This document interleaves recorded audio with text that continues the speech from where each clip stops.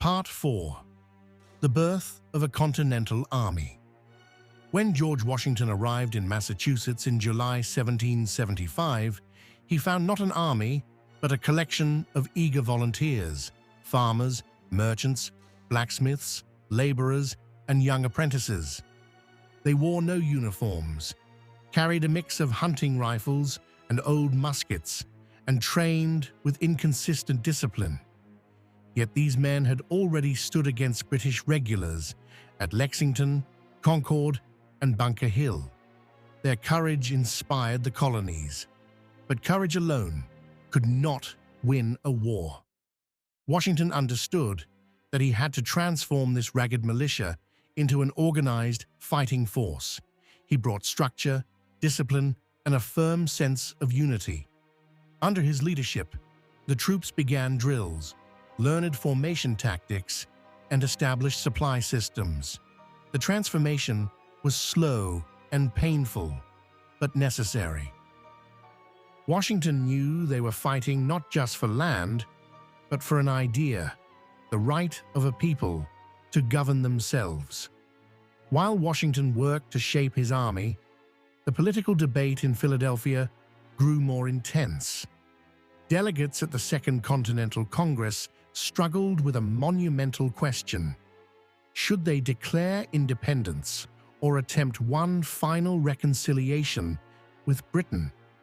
Some argued that the colonies were not ready for full separation.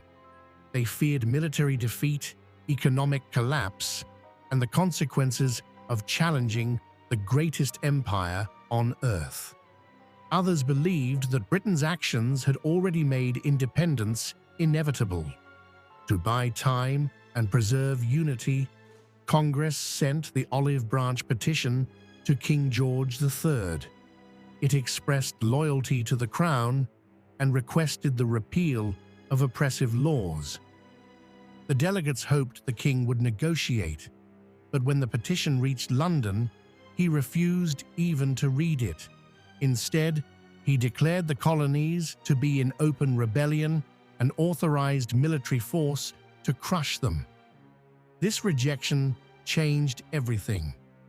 Many colonists who had hoped for peace now saw that the king was unwilling to compromise.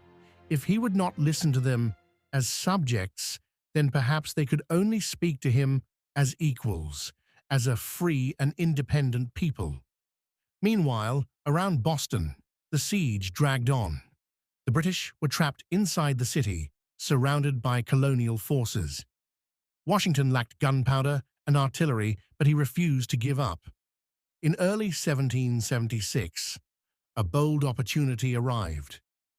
Colonel Henry Knox led an extraordinary winter expedition, hauling more than 60 heavy cannons over frozen rivers and snow-covered mountains from Fort Ticonderoga to Boston. When the artillery was placed on the heights overlooking the city, the British position became untenable. In March 1776, the British evacuated Boston, sailing north to Canada.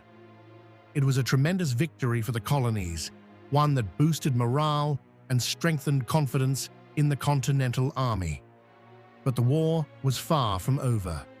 British generals quickly prepared to regroup and launch a massive campaign to crush the rebellion once and for all. In Philadelphia, momentum for independence grew rapidly. Pamphlets, sermons, and debates filled the public sphere. None was more influential than Thomas Paine's pamphlet, Common Sense. It argued that monarchy was outdated, that the colonies owed no loyalty to a distant king, and that independence was both natural and necessary. Paine's words reached farmers, artisans, and merchants alike. He convinced thousands that the time had come for a new nation, not British America, but the United States. By June 1776, the idea that once seemed radical had become unavoidable.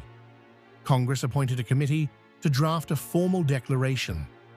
Thomas Jefferson, known for his elegant writing, was chosen as the primary author.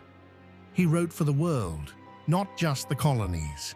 His document declared that all people have natural rights, that governments must protect those rights, and that when a government becomes destructive, the people have the right to change it.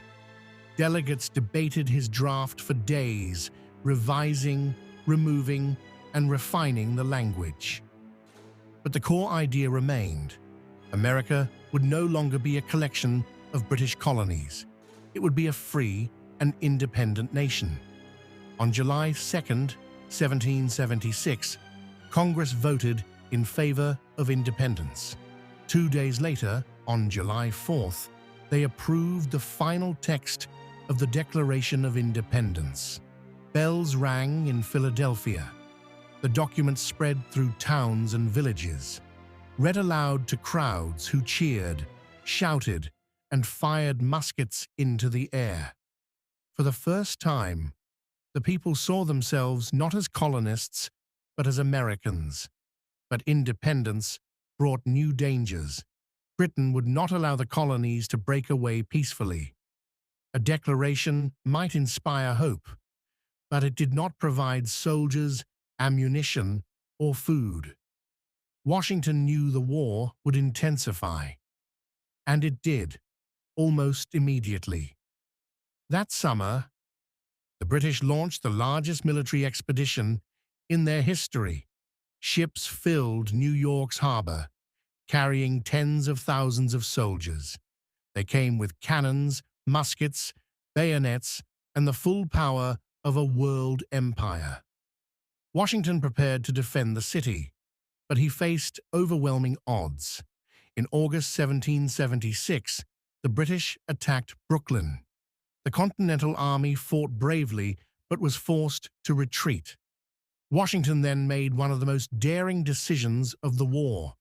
Under cover of night and fog, he evacuated his entire army across the East River, escaping total destruction. Though defeated in battle, his leadership preserved the revolution. The British captured New York and made it their base for the remainder of the war. They believed the rebellion would soon collapse, but Washington refused to yield. He kept the army together, retreating strategically across New Jersey. Morale fell, supplies dwindled, winter approached, yet even in the darkest moments, the spark of independence continued to burn. Washington understood that revolutions are not won in a single victory. They are won through endurance, through the refusal to surrender. As 1776 came to an end, America had declared its independence, but the survival of the young nation seemed uncertain. The real struggle was only beginning. Subscribe to this channel and stay tuned for part 5 of this history, which I'm about to unveil.